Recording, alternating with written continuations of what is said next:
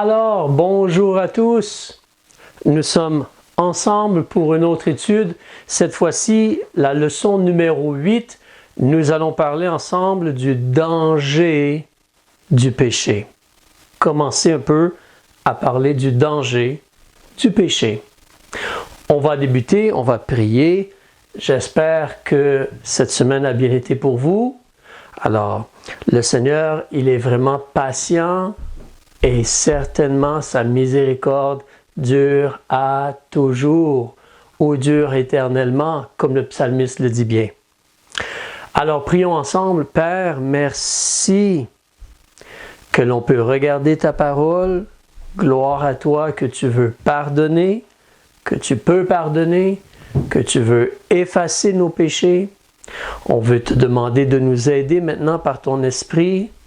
Aide-moi afin de bien enseigner. Aide les gens à écouter attentivement. Par ton esprit, œuvre. Parle à nos cœurs. Instruis tous et chacune, et bénis les gens. Nous demandons ceci pour ta gloire et par le nom de Jésus-Christ. Amen. Alors, le danger du péché, mais comme tu peux voir sur ta feuille, en réalité, un bon rappel important, la seconde épître de Pierre, chapitre 1, versets 5 à 9.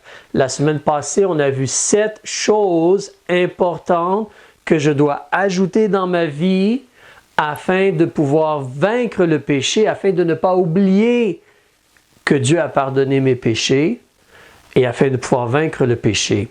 Alors, tu peux regarder le passage, c'est mentionné en 2 Pierre chapitre 1, versets 5 à 9, et tu peux remplir les mots manquants, mais tu te rappelles, en réalité, nous avons besoin d'ajouter la vertu, le courage, le cœur qui décide, je veux faire ce qui est bien devant Dieu.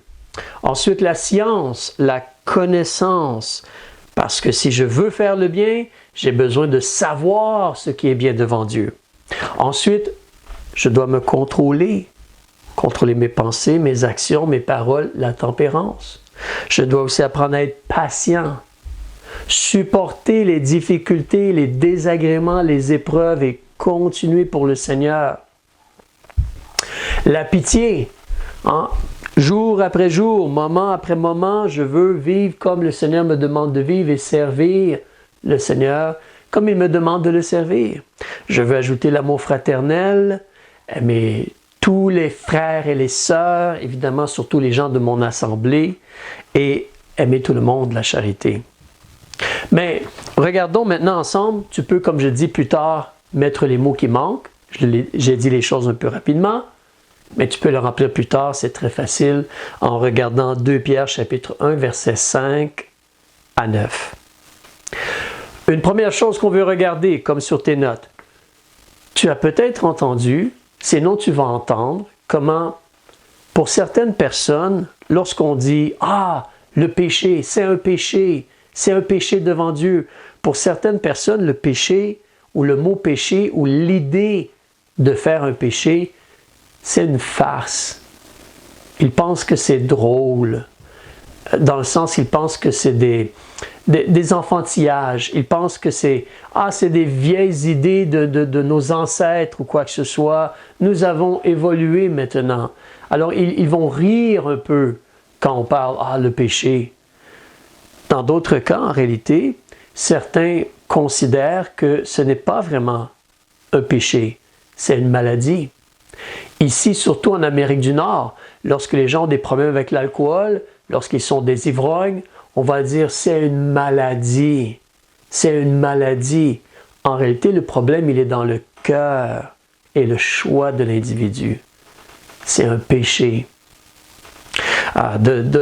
Dans d'autres situations aussi, tu vas même voir, des fois dans certains cas, les gens vont essayer de dire c'est un problème génétique, c'est dans l'ADN. Si on peut trouver le gène qui fait en sorte que les gens sont ivrognes ou meurtriers, on peut changer peut-être le problème. C'est le cœur, la volonté, le vouloir, la personne qui fait un choix. Aussi, dans certains cas, tu vas voir qu'il y a des gens qui vont dire non, en réalité, nous avons besoin de plus évoluer, de se développer encore plus. Si on instruit vraiment bien les gens vont faire de bonnes choses. Le problème, c'est l'éducation. Non. Le problème, c'est le cœur qui choisit le mal. C'est le cœur qui accepte le mensonge et la tentation du diable et qui choisit de faire de mauvaises choses. C'est un problème de cœur. Tu peux voir justement le point 2. Genèse chapitre 8, verset 21. Viens avec moi s'il te plaît, je prends ma Bible. Genèse chapitre 8, verset 21, s'il te plaît. Viens avec moi à cet endroit-là. Page 10 dans ta Bible. Chapitre 8, verset 21. Et l'Éternel respira l'agréable odeur, et l'Éternel dit en son cœur. Alors ici, c'est après le déluge, Noé est sorti de l'arche et fait des sacrifices à Dieu. Et Dieu respire donc l'agréable odeur, et Dieu dit, « Je ne maudirai plus la terre à cause de l'homme. » Point, virgule. Et Dieu nous donne une vérité extrêmement importante ici. Car la nature du cœur de l'homme est mauvaise dès sa jeunesse. Et je ne frapperai plus tout ce qui vit comme je l'ai fait. Nous n'avons pas besoin d'enseigner à un petit enfant, un bambin, nous n'avons pas besoin d'enseigner à un petit enfant d'être égoïste, d'être têtu, de ne pas vouloir partager, ou de vouloir se fâcher, ou de vouloir frapper les autres, ou d'être menteur. C'est dans leur cœur, dans leur nature, dès sa jeunesse. Alors, n'oublie pas sur ta page, question 2, Genèse 8, verset 21, la nature du cœur de l'homme est mauvaise dès sa jeunesse.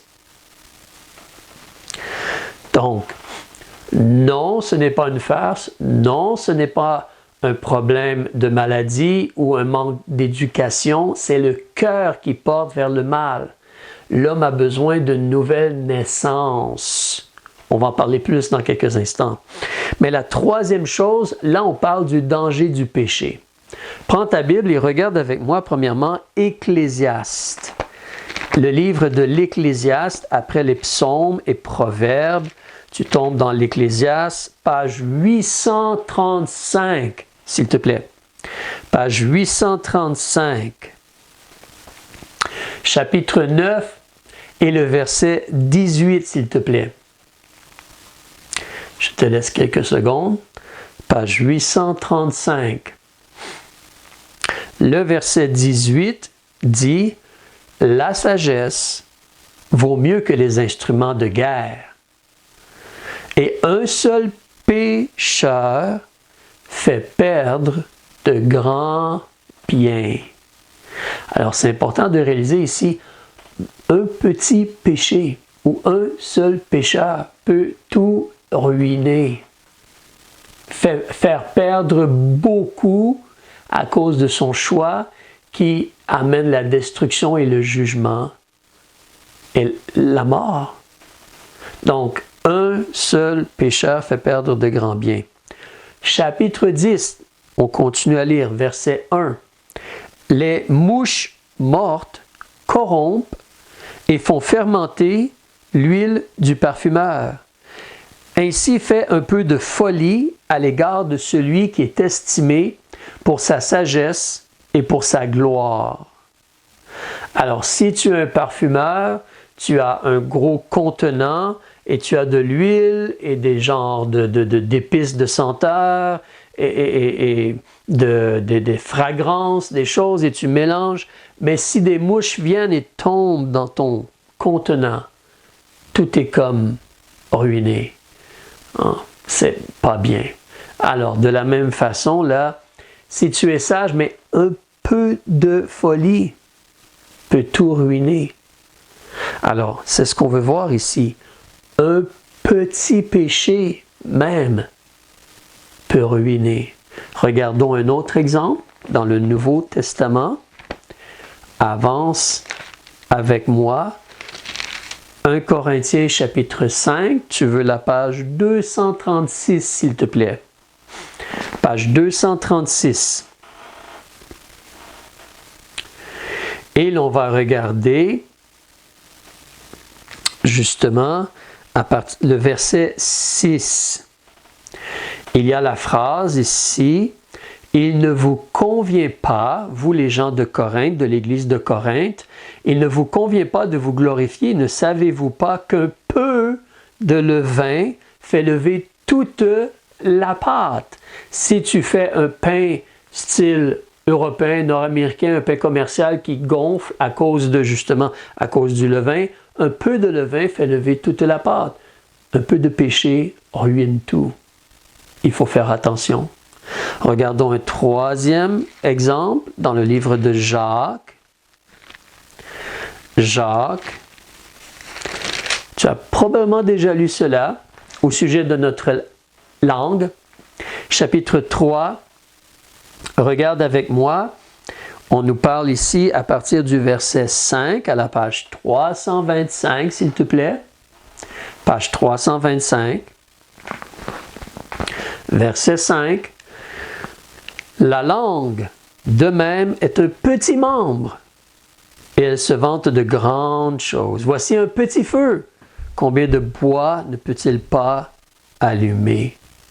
Alors, dans ces passages qu'on voit dans la parole de Dieu, Dieu nous avertit un petit peu de folie, un petit peu de péché, un petit peu de levain. Le levain est représentatif de mauvaises choses ici, là, de péché ou de mauvais enseignements, de mauvaises pratiques. Un petit peu, donc un seul pécheur peut faire perdre beaucoup. Donc, comme je mentionne, avec un astérix et en caractère gras, important. Même un petit péché peut détruire une vie. C'est pourquoi nous, en tant qu'enfants de Dieu, par l'aide du Seigneur, nous voulons confesser nos péchés, demander pardon au Seigneur et essayer de nous en détourner. Parce que un seul pécheur, un petit péché, c'est dangereux. Alors, je tourne la page pour tes notes. Le point 4. Donc, là, on voit l'exemple qu'un seul péché, un seul pécheur, c'est dangereux. Et on va regarder un peu comment le péché va causer de grandes pertes et de la destruction. Et justement, il y a le jugement aussi. Donc, le péché va causer des pertes pour notre vie et mène vers un jugement. On va regarder surtout dans le livre de Ézéchiel. Monsieur Ézéchiel. On va prendre l'exemple ici. Donc, dans ta Bible, si tu regardes avec moi vers la page 996, 996, s'il te plaît. Page 996. Alors, chapitre 2. On va, pour nous, j'ai mis dans les notes, on pouvait lire du verset 1 au verset 7, mais on va débuter plutôt pour nous au verset 6. Et regarde avec moi, on nous dit, « Mais toi, monsieur le prophète Ézéchiel, fils de l'homme, ne les crains point, et ne crains point leurs paroles, bien que tu sois au milieu des épines et des ronces, et que tu demeures parmi des scorpions, ne crains point leurs paroles, et ne t'effraie pas de leur visage, quoiqu'ils soient une maison rebelle. » Qu'est-ce que la rébellion apporte? Tu leur annonceras donc mes paroles, soit qu'ils écoutent, soit qu'ils n'en fassent rien, car ils ne sont que rébellion. Qu'est-ce que la rébellion apporte? Avance avec moi au chapitre 4. Alors, on tourne une page, chapitre 4. On va regarder les deux derniers versets du chapitre 4 qui se trouvent à la page 999. Alors, verset 16 et verset 17. Puis il ajouta, « Fils de l'homme, prophète Ézéchiel, voici, je vais retrancher dans Jérusalem le pain qui soutient la famine. Hein? Ils mangeront leur pain au poids. Tu peux seulement avoir 100 grammes de pain aujourd'hui. Et dans l'angoisse, oh, qu'est-ce qui va arriver demain? Oh, l'angoisse. Ils vont boire l'eau à la mesure, seulement une demi-tasse d'eau aujourd'hui. Et dans la stupeur, oh, Et parce que le pain et l'eau leur manqueront, ils seront dans la consternation, les uns et les autres. Et ils se consumeront. Pourquoi? À cause de leur iniquité. Tu te rappelles, nous avions vu un autre mot pour péché, ou un mot que Dieu utilise pour parler du péché, l'iniquité. Faire des choses injustes devant Dieu. Donc, l'iniquité apporte le fait d'être consumé, d'être frappé par Dieu, d'être jugé. Regarde au chapitre 5 avec moi. On débute au verset 5 du chapitre 5. « Ainsi a dit le Seigneur l'Éternel, c'est là cette Jérusalem que j'avais placée au milieu des nations et des pays qui l'environnent. Elle a violé mes ordonnances plus que les nations. Et mes statuts, les choses statuées, les lois de Dieu là, plus que les pays d'alentour, en pratiquant l'impiété. » On a vu ce mot-là, l'impiété, l'opposé de la piété. Ne pas vivre comme Dieu demande de vivre, ne pas servir Dieu comme il nous demande de le servir. Car ses habitants ont méprisé mes ordonnances et n'ont point marché selon mes statuts. C'est pourquoi ainsi a dit le Seigneur l'Éternel, parce que vous vous êtes montrés plus rebelles que les nations qui vous entourent, que vous n'avez pas marché selon mes statuts, ni observé mes ordonnances, et que vous n'avez pas même agi selon les lois des nations qui vous environnent. À cause de cela, ainsi a dit le Seigneur l'Éternel, voici moi-même je m'élèverai contre toi, et j'exécuterai mes jugements au milieu de toi à la vue des nations. Je te ferai à cause de toutes tes abominations, des choses que je n'avais point encore faites et telles que je n'en ferai plus jamais. Mais c'est le péché qui amène le jugement.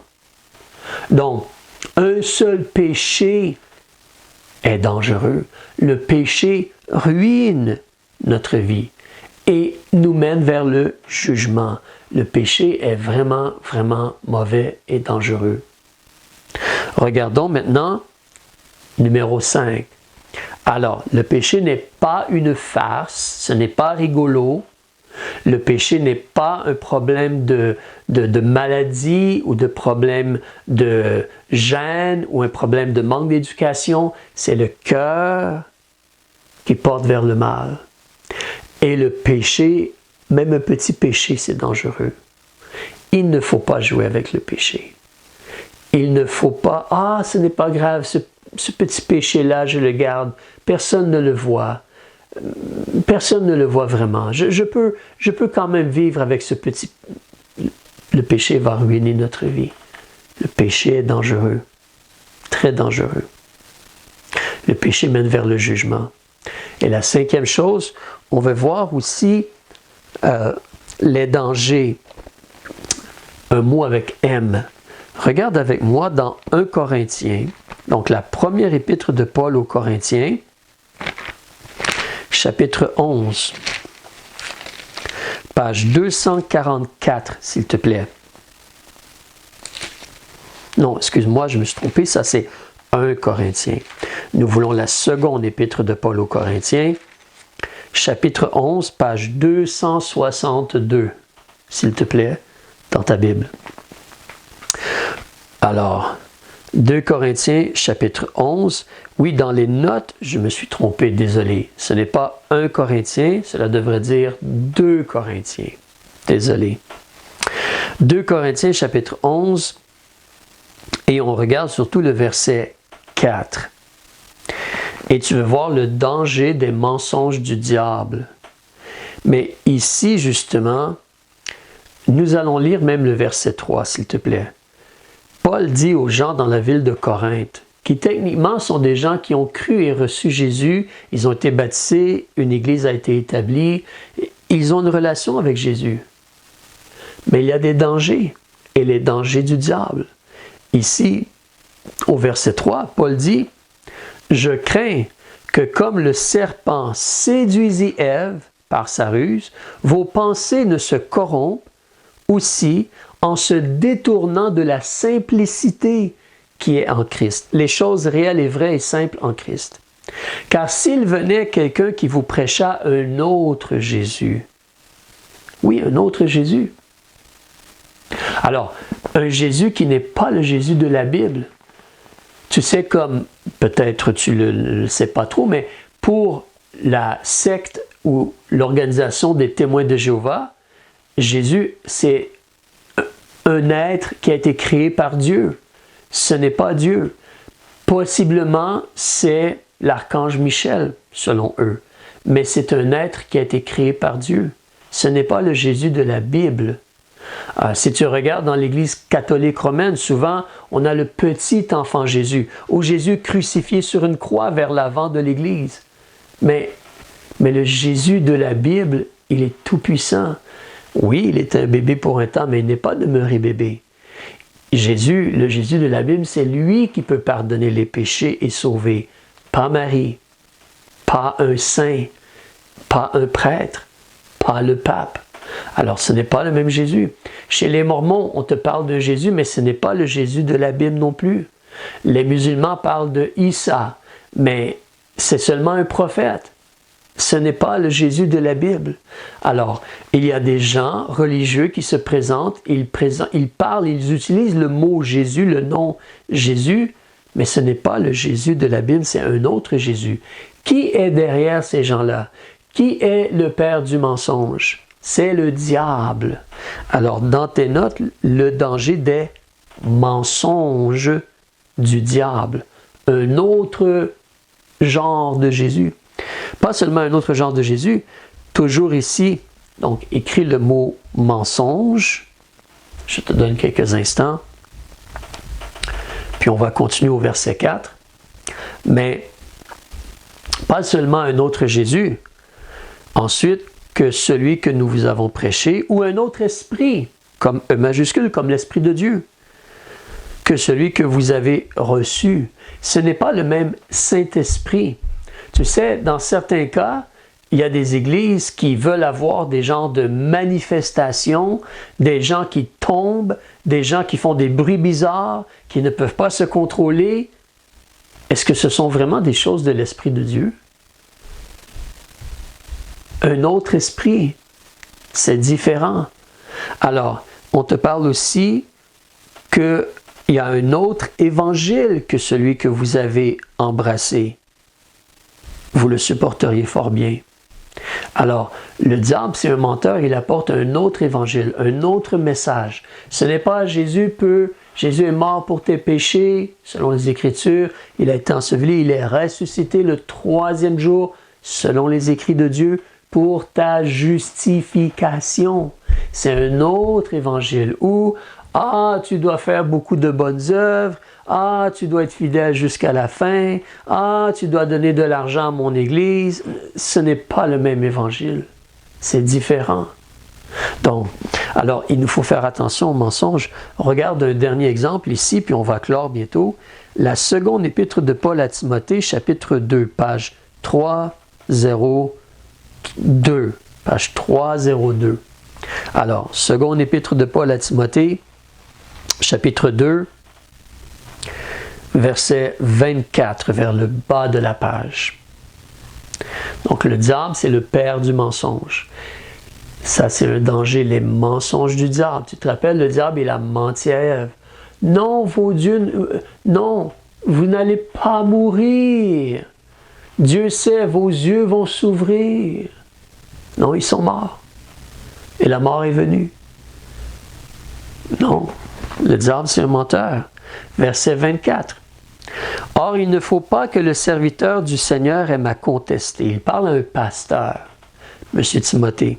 Tu ne dois pas aimer à contester, mais il doit être doux envers tous, propre à enseigner, patient, redressant avec douceur les adversaires, attendant que Dieu leur donne la repentance et leur fasse connaître la vérité.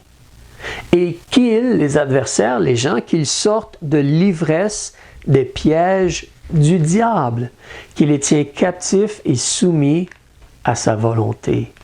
Vois-tu le problème de l'être humain? Il est comme ivre des pièges, des mensonges, des faussetés. Il est influencé par les paroles, les mensonges. ivre des pièges du diable. Le diable tient les gens captifs et soumis à sa volonté à lui. Lui veut être élevé, adoré, et c'est un meurtrier. Un meurtrier. Alors c'est pour ça, c'est très important de comprendre, de faire attention. Le diable, c'est un menteur, il a des pièges, il veut nous faire tomber dans le péché, parce que le diable sait que le salaire du péché, c'est la mort. Et nous allons parler un peu de cela en terminant. Donc, ayant vu tout ce qu'on a vu, d'accord? Donc, en réalité, le péché, ce n'est pas une farce, ce n'est pas un problème d'éducation ou un problème de maladie, c'est le cœur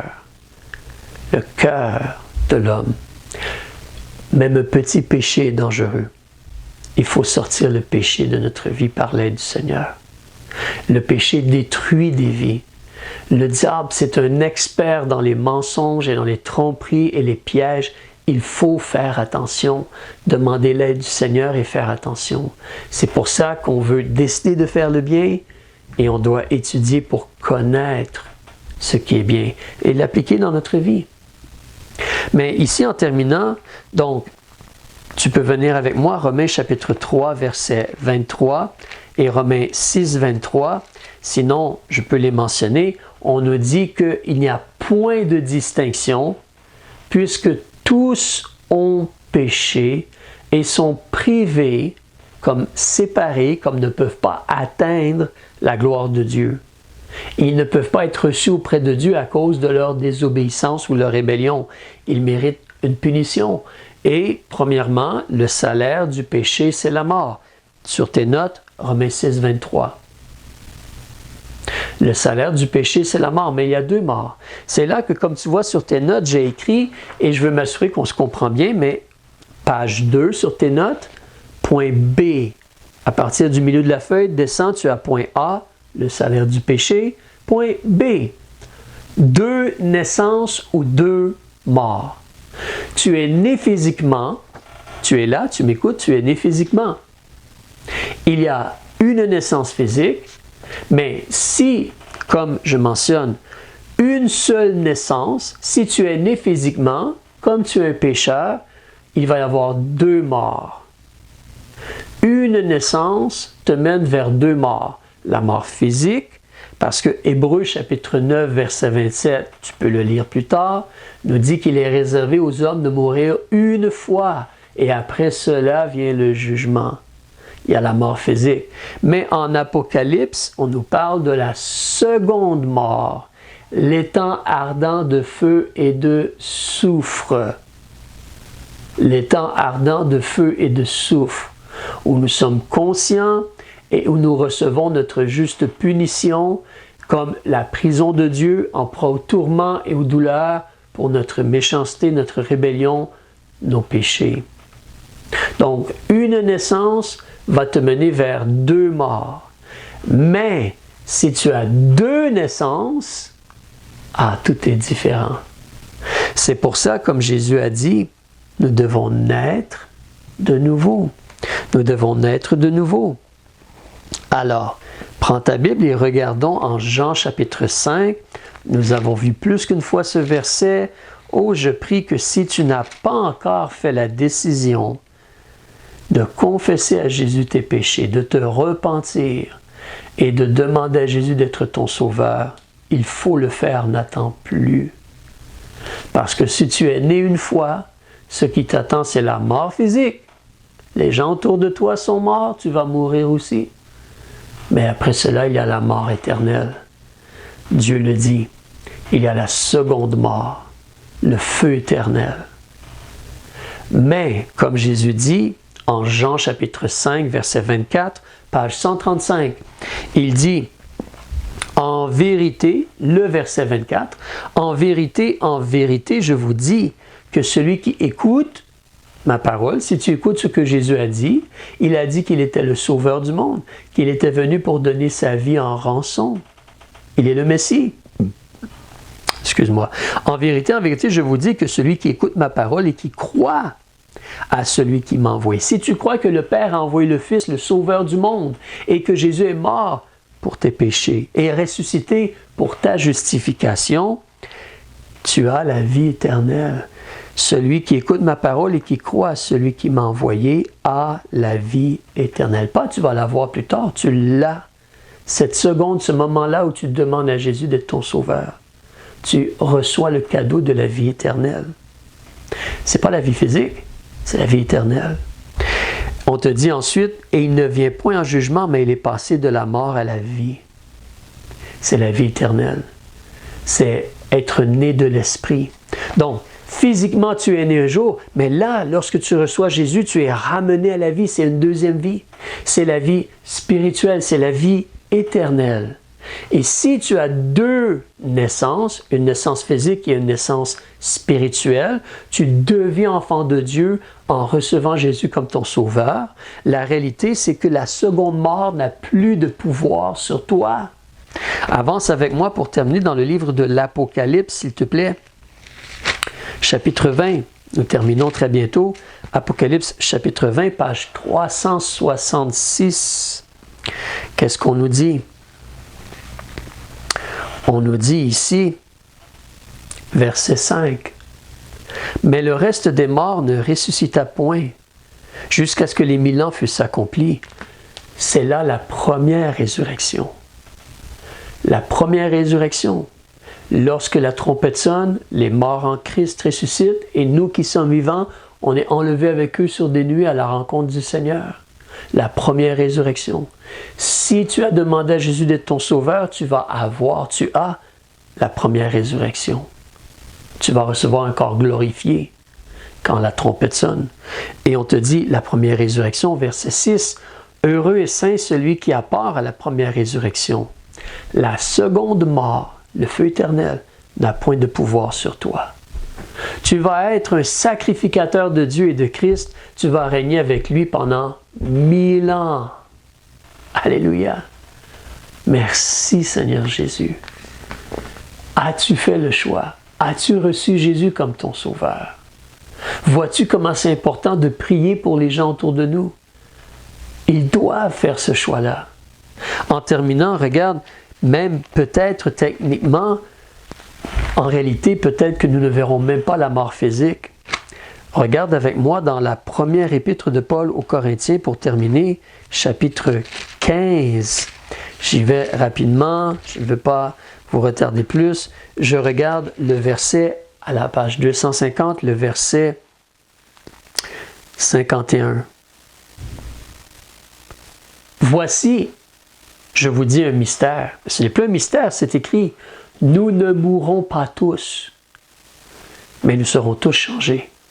Parce que si tu es en vie, lorsque justement, en un moment, à un clin d'œil à la dernière trompette, si tu es en vie lorsque la trompette sonne, comme nous sommes en vie, si la trompette sonne ce soir, demain, après-demain, nous sommes en vie. Nous ne verrons pas la mort physique. Nous allons être transformés et enlevés et transformés. Je devrais dire plutôt dans l'ordre, enlever et transformer donc, ou changer, recevoir notre corps glorifié. Alors, donc, en réalité, si je nais seulement une fois, si j'ai seulement la naissance physique, je vais voir la mort physique et la mort, la seconde mort, le feu éternel. Mais si je suis né physiquement et je suis né spirituellement, je deviens enfant de Dieu en recevant Jésus comme mon sauveur, il est possible, il est certain que je n'aurai pas la seconde mort ou le feu éternel. Jésus m'a délivré, je suis passé de la mort à la vie. Et il est même possible que je ne vois même pas la mort physique, dépendant si je meurs avant le son de la trompette, avant l'enlèvement. Alors, nous allons arrêter ici. Toi, tu as un choix à faire. As-tu reçu Jésus comme ton sauveur? Amen, si tu l'as fait, réjouis-toi. La seconde mort n'a plus de pouvoir sur toi à cause du sang de Jésus qui couvre tes péchés. Alléluia! Réjouis-toi de l'espérance que tu as. Peut-être tu ne verras même pas la mort physique. Et surtout, fais attention, le péché est dangereux. Par l'aide de Jésus, il faut sortir le péché de notre vie. N'oublie pas d'aller écrire, si tu ne l'as pas fait, les 7 choses et d'essayer de demander à Dieu d'appliquer cela dans ta vie. la vertu, la science, la tempérance, la patience, la piété, l'amour fraternel, la charité. Que le Seigneur vous bénisse. À la prochaine.